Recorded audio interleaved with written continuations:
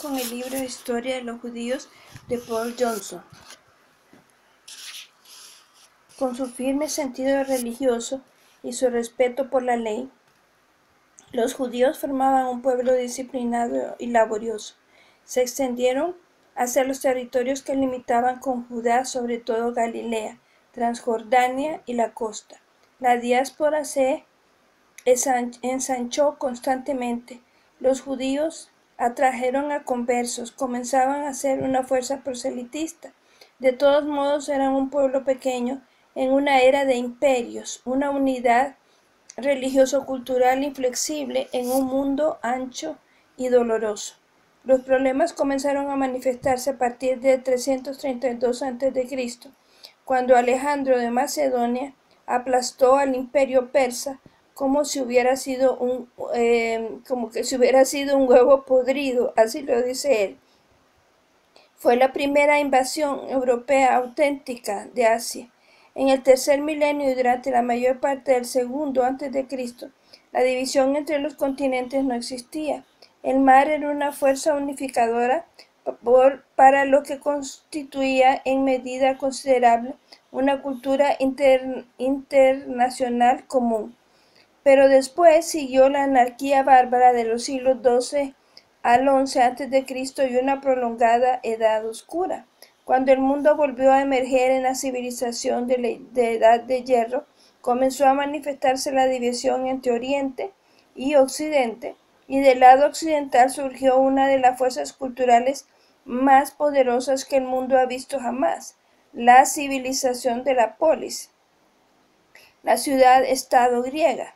Los griegos producían un permanente excedente demográfico, crearon un comercio marítimo omnipresente, fundaron colonias en todo el Mediterráneo. En tiempos de Alejandro, presionaron sobre Asia y África, y los sucesores de este monarca formaron con los territorios de su imperio reinos pujantes: Ptolomeo en Egipto, Seleuco en Siria y Mesopotamia, y más tarde Átalos en Anatolia. De 332 al 200 a.C., los judíos fueron gobernados por los Ptolomeos, después por los Seleucidas. Los nuevos gobernantes inspiraron angustia y terror en los judíos.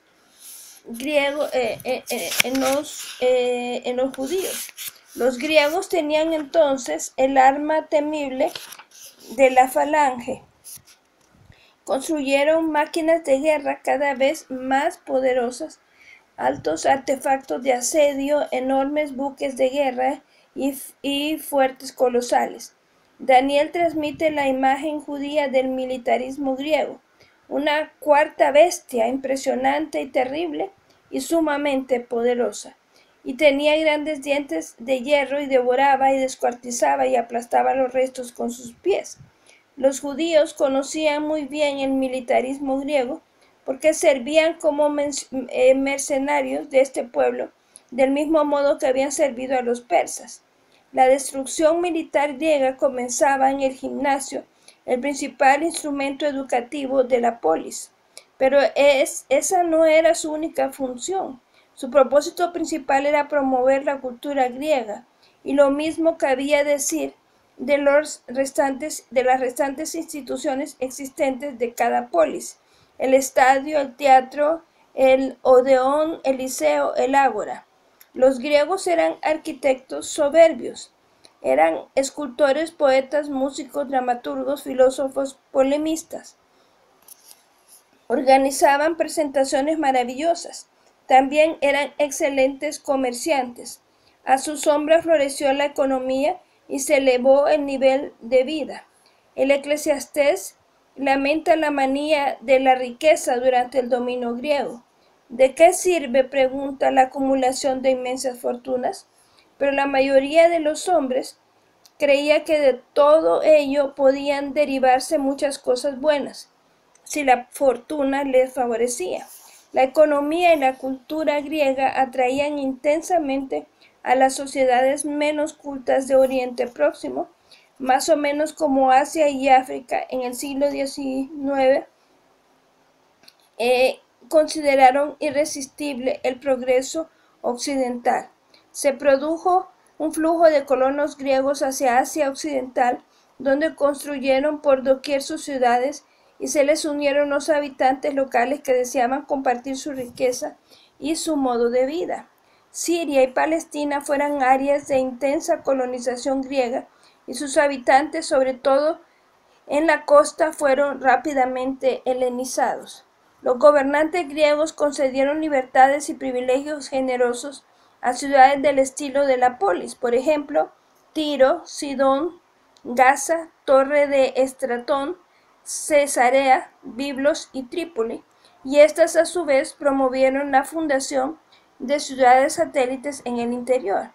Había en Siquem otra en Marisa, al sur otras en Filadelfia, Ammán y Gamal, cruzando el Jordán.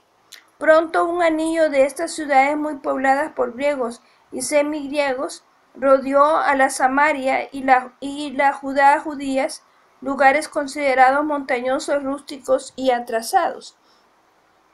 La órbita griega tenía una serie de estos extraños templos supervivientes anacrónicos que pronto se verían barridos por la irresistible corriente de la modernidad de las ideas y las instituciones helénicas.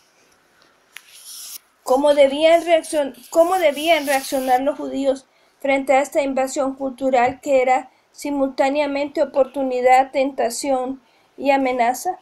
La respuesta es que reaccionaron de diferentes modos. Aunque la tendencia rigorista triunfó antes del exilio y durante el mismo y después se mantuvo gracias a las enseñanzas del Canon, hubo, como ya hemos observado, una fuerza contraria en la importancia cada vez mayor que se atribuyó a la conciencia individual. El individualismo espiritual engendró la discrepancia y fortaleció el sectarismo que siempre se había mantenido latente y a veces se había mostrado activo en el judaísmo. En un extremo, la llegada de los griegos empujó a más fundamentalistas hacia el desierto, donde se unieron a los grupos absolutistas que mantenían las tradiciones recabitas y nazarenas y que consideraban que Jerusalén era un lugar irremediablemente corrompido. Los textos más antiguos hallados en la comunidad de Qumran datan de alrededor de 250 a.C., cuando la soga de ciudades griegas comenzó a apretarse alrededor de Judá. La idea era retirarse al desierto, recuperar el prístino entusiasmo mosaico y después volcarse de nuevo en las ciudades. Algunos, como los esenios, creían que este plan podía ejecutarse pacíficamente mediante la palabra y predicaban en las aldeas que estaban en el límite del desierto. Juan el Bautista pertenecería después a esa tradición. Otros, como la comunidad de Qumran, confiaban en la espada. Se organizaron para la guerra utilizando una estructura simbólica de 12 tribus y planeaban, cuando un signo determinara el fin de sus años en el desierto, lanzar una invasión al estilo de Josué sobre las áreas urbanas, más o menos como un movimiento guerrillero moderno.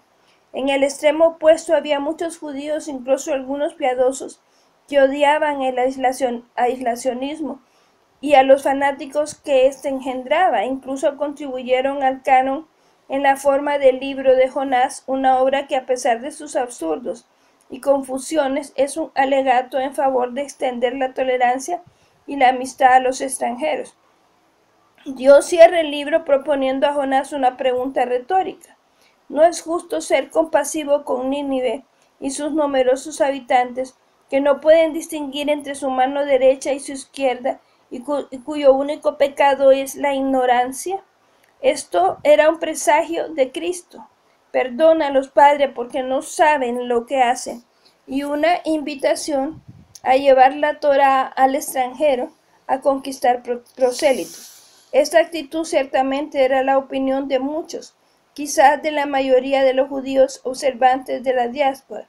Estos judíos de la diáspora aprendían griego como un hecho rutinario para atender sus negocios. A su debido tiempo tradujeron las escrituras al griego la versión de los 70, y este fue el principal medio para obtener conversos judaizantes. Por ejemplo, en Alejandría el gimnasio griego, organizado inicialmente para impedir que los colonos helenos degenerasen y abrazaran las lenguas y las costumbres locales, fue abierto a los no griegos residentes, aunque no a los egipcios, y los judíos se apresuraron a aprovechar la situación. Más tarde, el filósofo judío Filón dio por hecho que los hijos de los mercaderes judíos acaudalados asistirían al gimnasio. Los judíos helenizaron sus nombres o usaban dos nombres, uno helénico para los viajes y los negocios y otro hebreo en los servicios religiosos y en el hogar. La misma tendencia se manifestaba en el judaísmo de Palestina. La helenización de los nombres judíos, hebreo, arameo, se refleja en las inscripciones. Muchos de los hebreos más educados consideraban profundamente atractiva la cultura griega. El Coelet, redactor del Eclesiastés, aparece dividido entre las nuevas ideas extranjeras y su piedad heredada entre el espíritu crítico y el conservadurismo. El influjo de la helenización sobre los judíos educados fue en muchos aspectos análogo al influjo de la Ilustración sobre el griego en el siglo XVIII, pero despertó al estado templo de su ensueño y fue una fuerza desestabilizadora en el ámbito espiritual, y sobre todo se convirtió en una fuerza material secularizadora. En Palestina, como en el caso de otras conquistas griegas, las clases superiores, los ricos y los sacerdotes fueron quienes se sintieron más tentados de imitar a sus nuevos gobernantes. Es una experiencia usual en las colonias del mundo entero. La adquisición de la cultura griega era un pasaporte para la ciudadanía de primera clase, el mismo papel que más tarde representaría el bautismo. Hubo algunos notables éxitos judíos. Así como José había sido ministro del faraón, ahora los judíos inteligentes y emprendedores alcanzaban altas posiciones en la burocracia imperial. Un texto del siglo II a.C. incorporado a la obra Antigüedades Judaicas de Josefo explica cómo José, hijo de la encumbrada familia de Tobías, su madre era hermana del sumo sacerdote, acudió a la subasta de la concesión de la recaudación de impuestos celebrada por los Ptolomeos en Alejandría, y sucedió que en este tiempo todos los hombres y gobernantes principales acudieron a las ciudades de Siria y Fenicia a pujar por los impuestos, pues cada año el rey los vendía a los hombres de cada ciudad. José se impuso al acusar a sus rivales de formar un cartel para rebajar el precio. Retuvo el contrato durante 22 años y arrancó a los judíos de la pobreza y la miseria y les dio una vida mejor.